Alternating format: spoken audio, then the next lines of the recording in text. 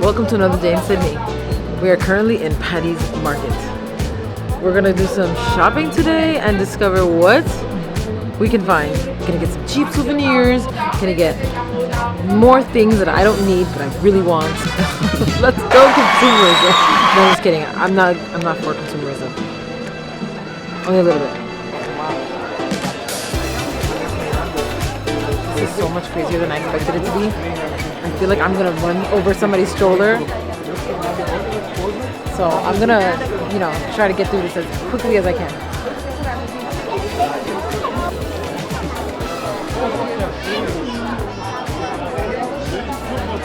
How fun is this?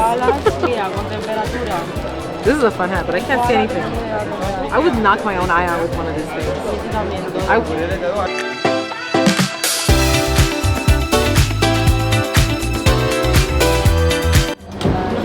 found a real thrift store in Australia. This is the first one that I found and I'm so excited. But I'm not going to get too excited because I'm not going to buy anything. I'm just not going to buy anything. But I'm just going to look. I'm going to just look a little bit. And if it's really something I need, then I'll get it. But I'm not going to buy anything.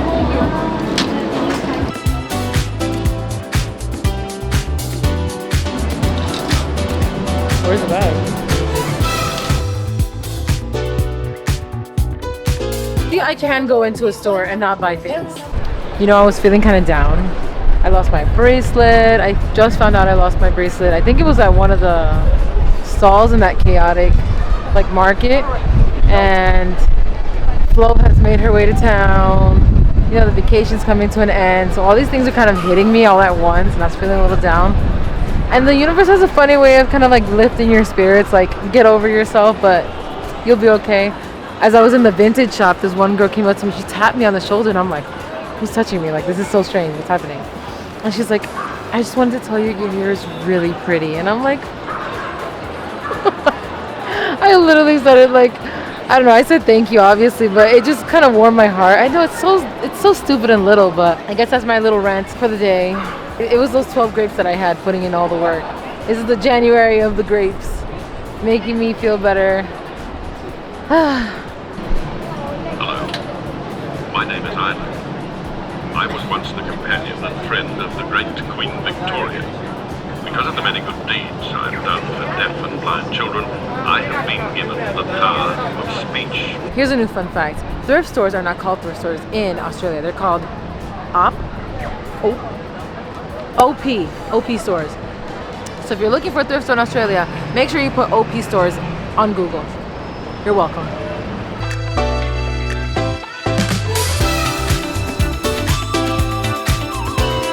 You might be wondering why I'm sitting on the floor right now with books behind me.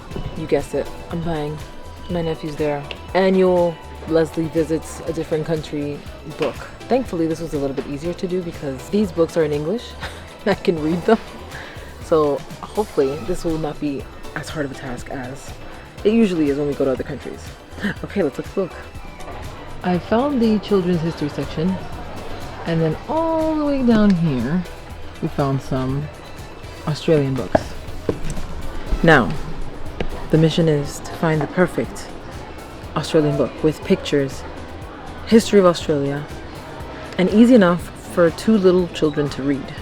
I think we can do it. I think this won't be that hard. The Australian history section. This is pretty easy.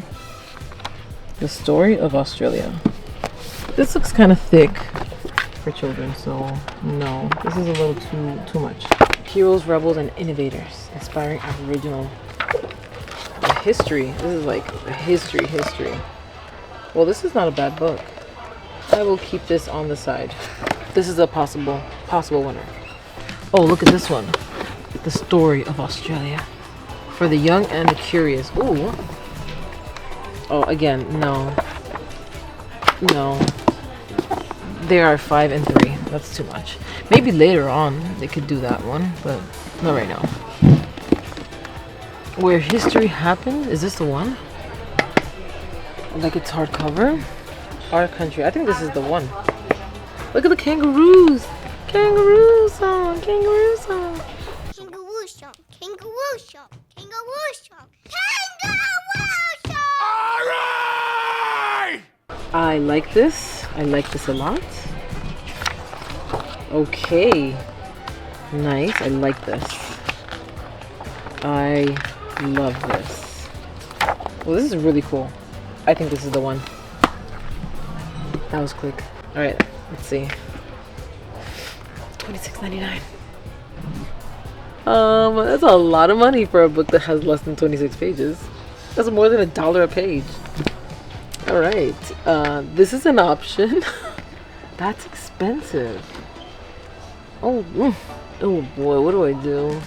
Do I just do it? Australia's First People? Oh my gosh, I don't think there's any other books here. So we still have time, so I'm gonna go ahead and put the book down and do a little of my own shopping. But you know, now that we know the book exists, we have an option. But we're just gonna go to another bookstore later on and see if we can find something else. 24 hours later.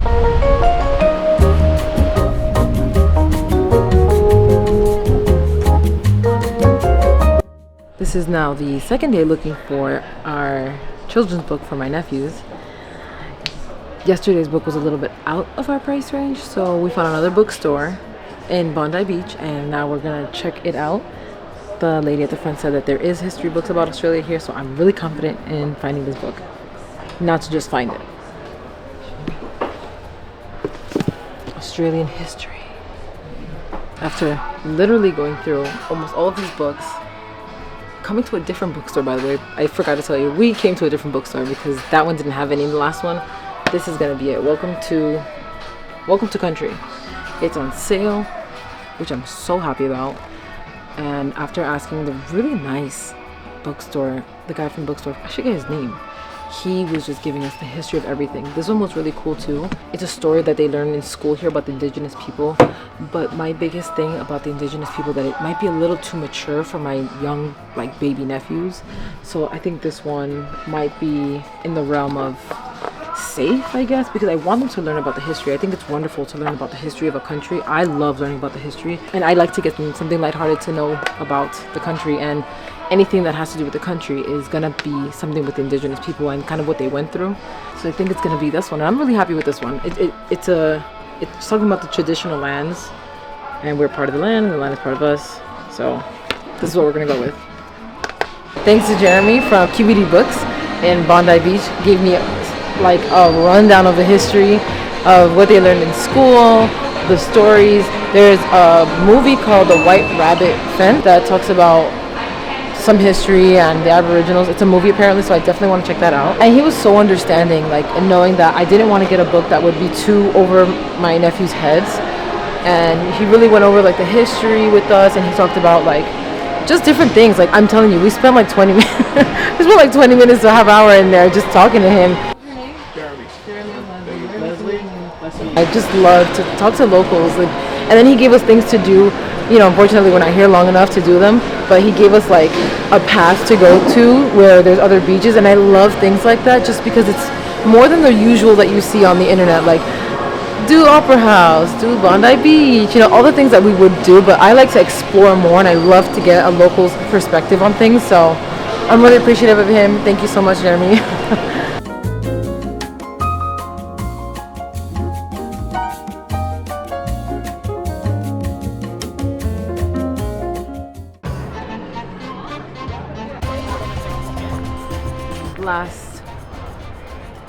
Last activity of the night, Luna Park.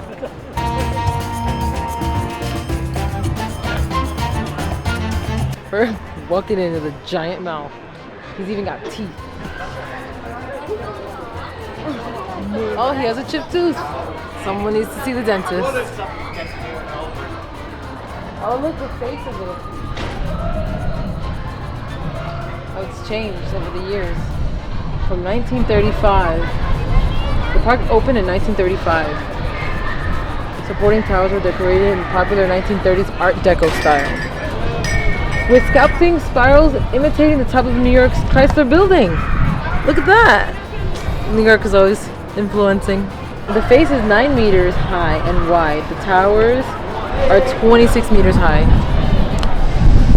It's a big one. This Squid Game thing is so cool. It is an immersive experience. where you get to play the games, and I wish I had more friends and more time to play this game here because so cool, so cool.